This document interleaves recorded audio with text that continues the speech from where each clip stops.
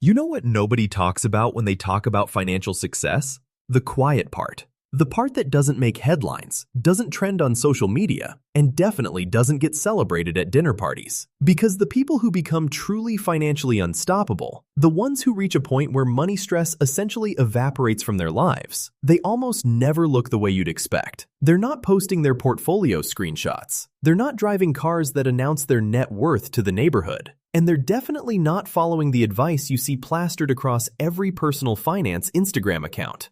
What they're doing is so subtle, so unglamorous, and so psychologically counterintuitive that most people walk right past it without ever recognizing what they're seeing. And here's the thing that should genuinely unsettle you. The gap between people who become financially unstoppable and people who spend their entire lives feeling like they're one bad month away from disaster has almost nothing to do with income. Research from the National Bureau of Economic Research found that among households earning between $100,000 and $150,000 a year, nearly 25% reported difficulty covering an unexpected $400 expense. Meanwhile, studies from the Federal Reserve consistently show that households earning far less but exhibiting specific behavioral patterns accumulate significantly more wealth over time. So, if income isn't the variable, what is? Stay with me, because what I'm about to walk you through will fundamentally change how you understand financial momentum. It's not about earning more. It's not about knowing more.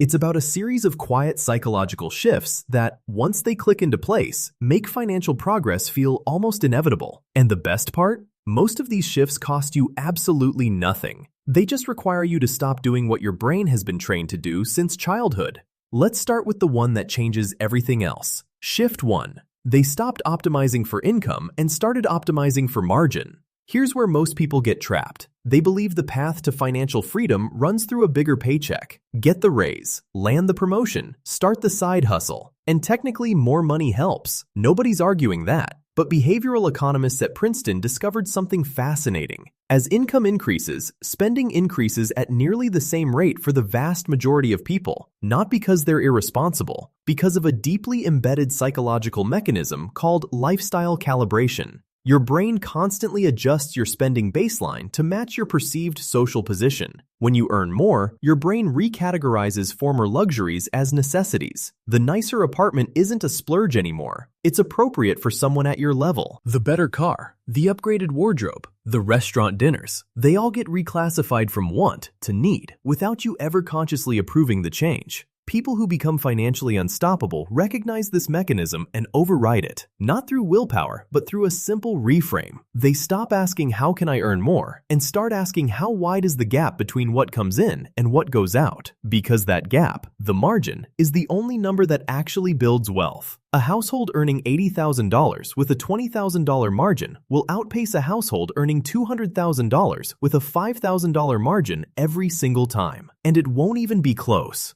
Research from the University of Cambridge on wealth accumulation patterns found that margin size was a stronger predictor of net worth at retirement than peak income, education level, or investment returns. The margin is the engine. Everything else is decoration. Shift 2. They made their financial identity boring on purpose. This one sounds strange, but it's grounded in some of the most robust psychology research available. The way you see yourself, your identity, drives your behavior far more powerfully than your goals or your plans. Research from Stanford's psychology department found that identity-based behavior change is significantly more durable than outcome-based behavior change. The difference between "I want to save money" and "I am someone who builds wealth" is not just semantic. It rewires how your brain processes every financial decision you encounter.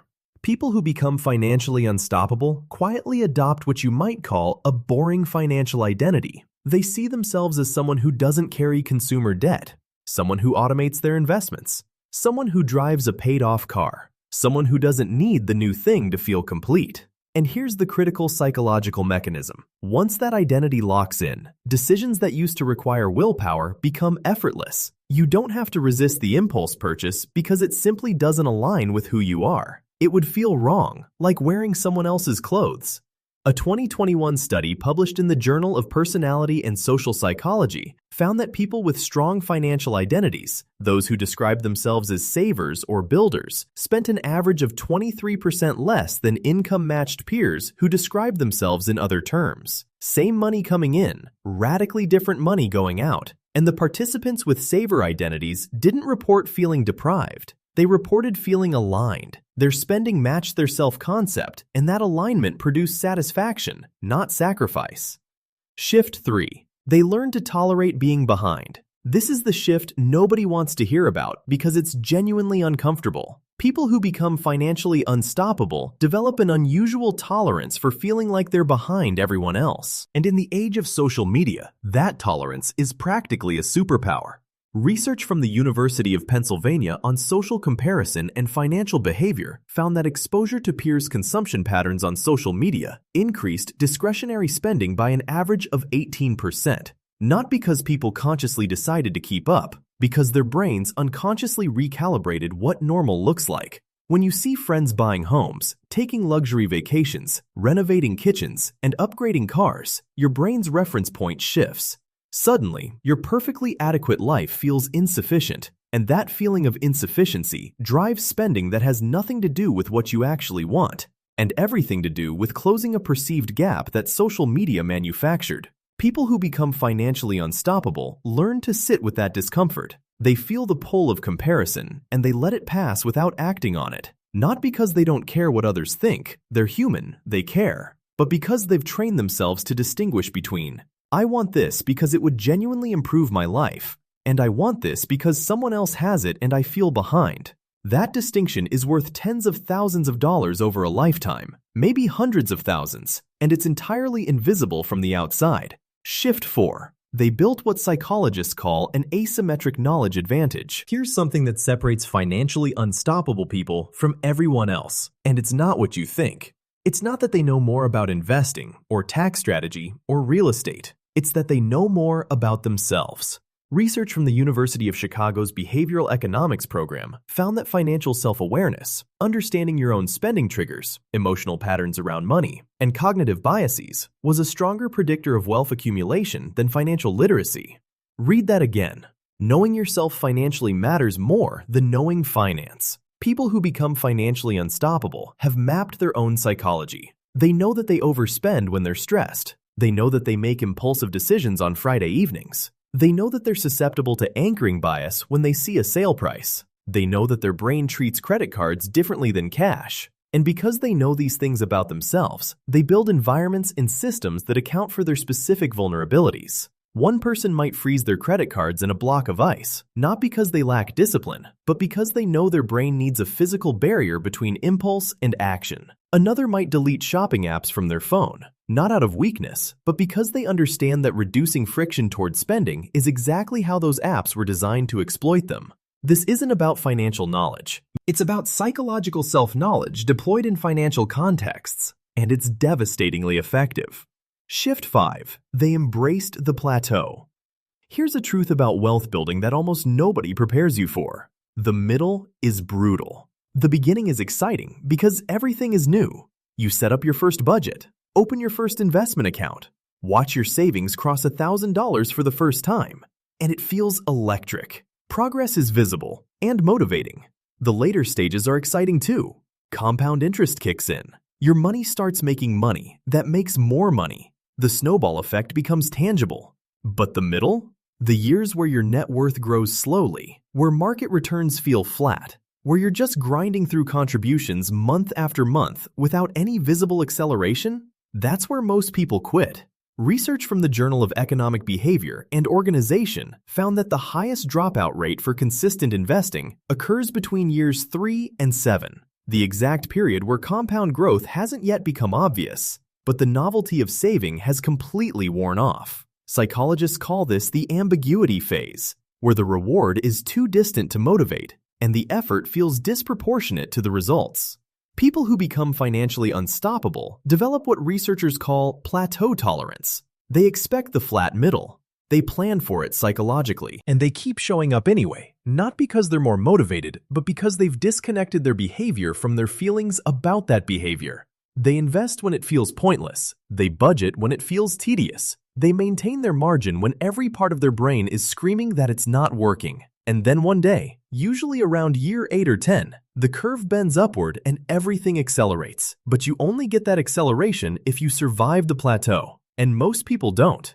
Shift 6. They stopped treating financial decisions as isolated events. Most people evaluate financial decisions in a vacuum. Should I buy this $200 jacket? They look at their bank account, determine they can afford it, and buy it. Decision made. Moving on. People who become financially unstoppable see something completely different. They see the $200 jacket as a $200 jacket plus the $600 that money would have become in 10 years through compound growth, plus the behavioral pattern of saying yes to $200 impulse purchases that will repeat dozens of times over the coming years. Behavioral economists call this cumulative impact awareness, and research from MIT's Sloan School found that people who naturally think in terms of cumulative patterns rather than isolated events accumulate significantly more wealth over 20-year periods. It's not that they never buy the jacket, it's that they buy it knowing the full cost, not just the price tag. And that awareness changes the frequency of yes dramatically, without requiring any willpower at all.